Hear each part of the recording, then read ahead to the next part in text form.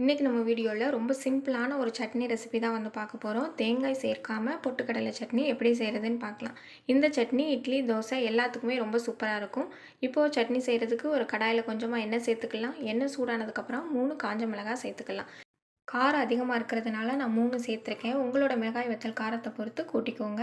இப்போ 3 மீடியம் சைஸில் இருக்கக்கூடிய பெரிய வெங்காயத்தை சின்னதாக கட் பண்ணி இந்த மாதிரி சேர்த்துக்கலாம். வெங்காயமும் நம்ம சேர்த்த மிளகாய் வத்தலும் கொஞ்சம் நல்லா வதங்கணும். வெங்காயம் நல்லா கண்ணாடி பதம் அளவுக்கு கொஞ்சம் பொன்னிறமானதும் கொஞ்சமாக புளி சேர்த்துக்கலாம். இப்போது நான் எடுத்த 3 மீடியம் சைஸ் பெரிய வெங்காயத்துக்கு ஒரு சின்ன கப் அளவுக்கு பொட்டுக்கடலை சேர்த்துக்கலாம்.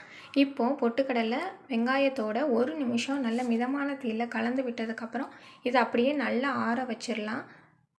வெங்காயம் எல்லாம் நல்லா ஆறின பிறகு இதை மிக்ஸி ஜாருக்கு அப்படியே மாற்றிக்கலாம். ஃபஸ்ட்டு தண்ணி எதுவும் சேர்க்காம தேவையான அளவு உப்பு சேர்த்துட்டு இதை நல்லா கொரகொரப்பாக அரைச்சிக்கலாம்.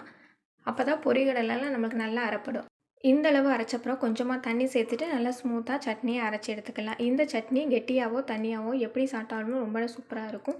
இப்போ சட்னி மாற்றக்கூடிய பவுலுக்கு நம்ம அரைச்சி வச்ச சட்னியெல்லாம் மாற்றிட்டு மிக்ஸியை அதை மாதிரி கழுவிட்டு கொஞ்சம் தண்ணியும் இதில் சேர்த்துக்கலாம்.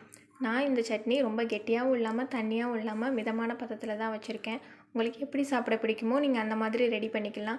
இது தோசை, இட்லி எல்லாத்துக்குமே ரொம்ப சூப்பராக இருக்கும். தண்ணி சட்னியாக நீங்கள் இதை தண்ணி நிறையா ஊற்றினாலும் நம்ம காரம் அதிகமாக சேர்த்ததுனால இது ரொம்பவே சூப்பராக இருக்கும். கடைசியாக கடுகு, உளுந்தம்பருப்பு, கருவேப்பிலை போட்டு தாளித்து நம்ம சட்னியில் சேர்த்துக்கலாம்.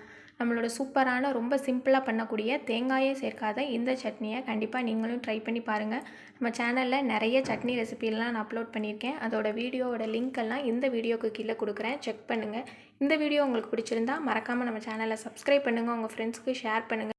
உடனே நோட்டிஃபிகேஷன் வர பெல் பட்டனை கிளிக் பண்ணுங்கள்.